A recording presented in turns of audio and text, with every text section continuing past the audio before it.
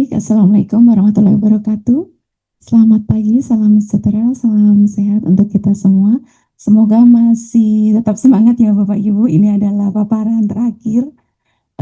Saya Widi dan ada teman saya Mbak Dita, kami dari Badan POM, tepatnya di Direktorat Pemberdayaan Masyarakat dan Pelaku Usaha Obat Tradisional, Suplemen Kesehatan, dan Kosmetik.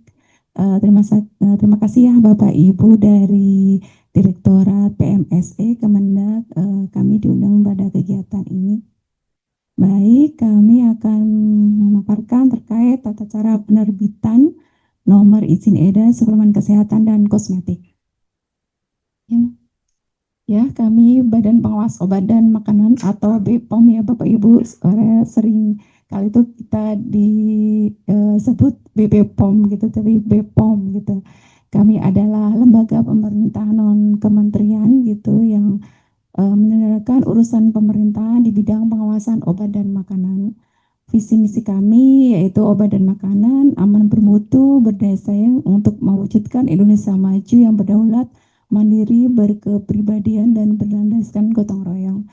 Untuk misi terkait bidang pengembangan dunia usaha yaitu memfasilitasi percepatan pengembangan dunia usaha obat dan makanan dengan keberpihakan terhadap UMKM dalam rangka membangun struktur ekonomi yang produktif dan berdaya saing untuk kemandirian bangsa. Lanjut Mas. Nah, ini adalah peta sebaran OPT Badan Pengawas Obat dan Makanan. Jadi kami dibantu oleh 76 UPT yaitu unit pelaksana teknis di seluruh Indonesia. Kami ada 21 balai besar POM, ada 21 balai POM, dan ada 34 lokapom yang tersebar di seluruh Indonesia. Lanjut Mas. Nah, ini setiap produk ya yang beredar di Indonesia yaitu sediaan farmasi harus wajib memiliki nomor izin edar. Sediaan farmasi itu adalah obat, obat bahan alam, obat kuasi, suplemen kesehatan, dan kosmetik. Untuk nomor izin edar bisa dicek di cek NIE. Tadi Bu Hapsari juga sudah menyebutkan dicek BPOM ya, cek bepom.pom.go.id maupun di BPOM Mobile gitu yang bisa di-download di aplikasi Play Store. Ayo. Nah, ini untuk manfaat memiliki izin edar BPOM yaitu untuk menjamin keamanan produk, meningkatkan kepercayaan konsumen, memperluas pasar. Jadi Bapak Ibu sebagai penyelenggara perdagangan yang elektronik ya, tuh. Kemudian untuk memenuhi ketentuan hukum, mendorong inovasi produk dan mendapatkan akses bantuan pemerintah. Lanjut. Ya. Ini suplemen kesehatan. Suplemen kesehatan itu merupakan produk yang melengkapi kebutuhan zat gizi, memelihara, meningkatkan, memperbaiki fungsi kesehatan yang memiliki nilai gizi dan atau efek fisiologis yang mengandung satu atau lebih bahan berupa vitamin, mineral, asam amino, dan atau bahan lain bukan tumbuhan yang dapat dikomunikasikan dengan tumbuhan. Untuk kode untuk nomor izin edar suplemen kesehatan yaitu POM SD dengan 9 digit angka. Suplemen kesehatan ini bukan obat ya Bapak Ibu dan bukan untuk mengobati atau menyembuhkan penyakit. Lanjut.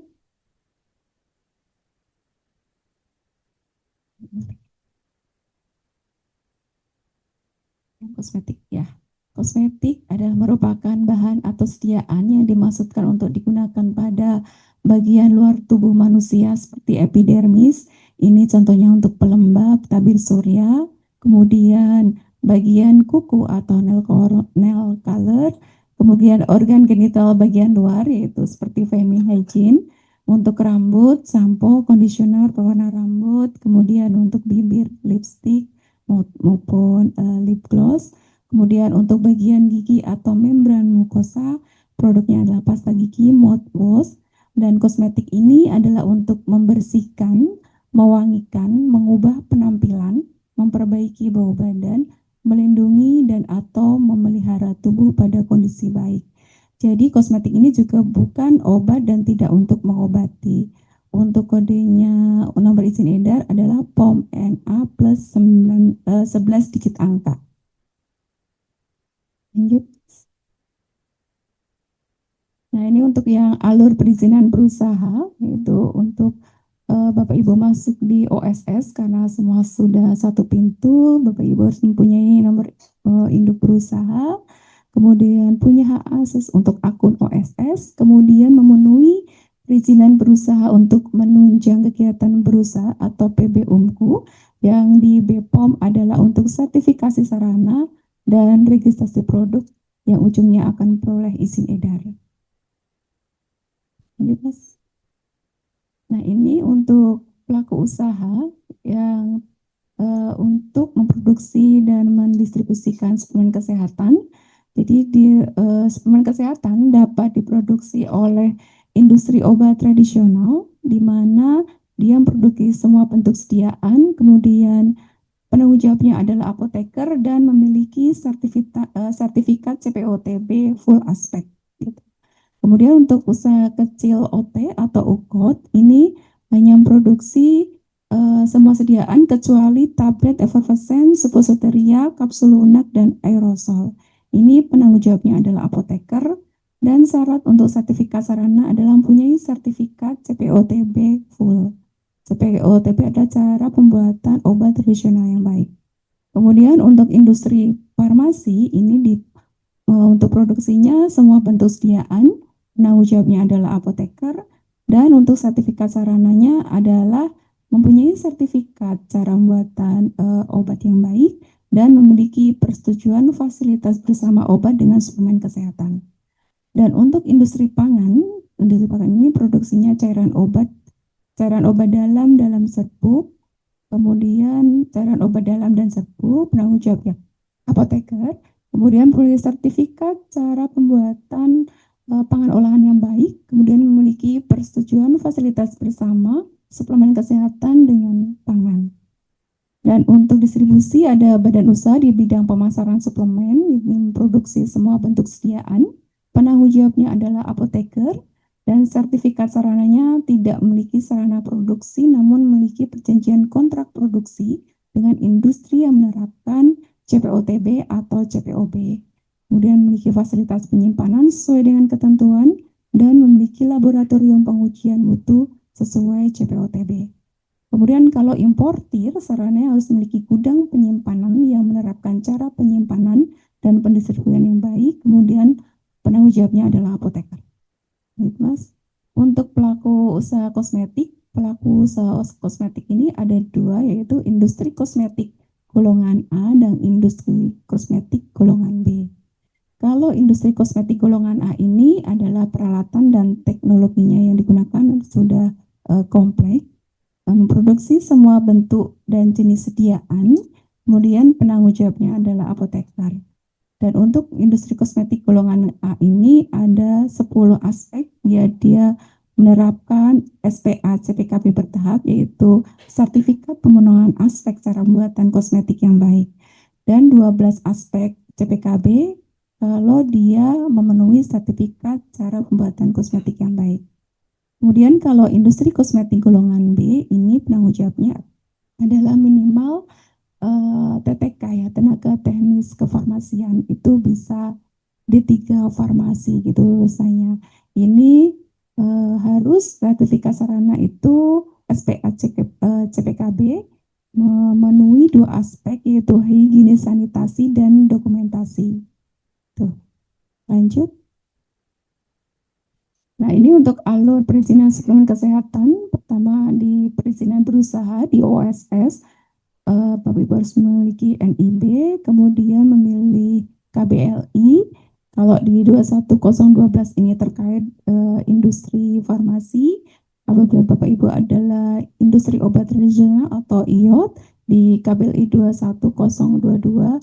Kemudian kalau makanan, minuman itu di 11040, 11090, 10719. Kalau untuk yang pedagang besar ini di depannya yang 46 ini yang Bapak Ibu nanti bisa melihat sendiri nanti di OSS. Kemudian pengurusan sertifikasi CPOTB, cara pembuatan obat tradisional yang baik. kemudian melakukan pengurusan registrasi, yaitu dengan menyiapkan dokumen terkait data administrasi, data mutu, keamanan, kemanfaatan, dan penandaannya. Kemudian memperoleh izin edar produk, siap melakukan produksi dan distribusi produk ke seluruh Indonesia. Lanjut. Nah, ini untuk alur perizinan dan timeline untuk perizinan kosmetik. Kalau kosmetik ini di industri kosmetik KBLI hanya satu di 2232, kemudian melakukan persetujuan dana bangunan kosmetik, tapi mulai Oktober ini dana bangunan kosmetik tidak lagi menjadi persetujuan, tapi pelaku usaha harus menerapkan, karena nanti kalau pas saat audit sertifikasi denahnya tidak sesuai, nanti akan dirombak juga gitu. Intinya harus melakukan pemenuhan dana bangunan sesuai dengan cara pembuatan kosmetik yang baik. Nah, lanjut ke tahap berikutnya itu ada sertifikasi sarana. Jadi apabila Bapak Ibu itu adalah industri kosmetik yang memproduksi kosmetik, harus memiliki sertifikat pemenuhan aspek CPKB maupun sertifikat CPKB. Jadi kalau industri golongan A ada sertifikat CPKB, industri golongan B ada SPA CPKB. Kemudian di tahap selanjutnya adalah notifikasi kosmetik atau izin edar. Ini diajukan melalui OSS juga, sudah terintegrasi di registrasi.pom.go.id. Kemudian Bapak Ibu juga mempersiapkan DIP. Ini adalah dokumen informasi produk, yaitu histori terkait produk Bapak Ibu yang isinya ada komposisi, ada MSTS gitu. Riwayat produk tersebut tersimpan di DIP ini.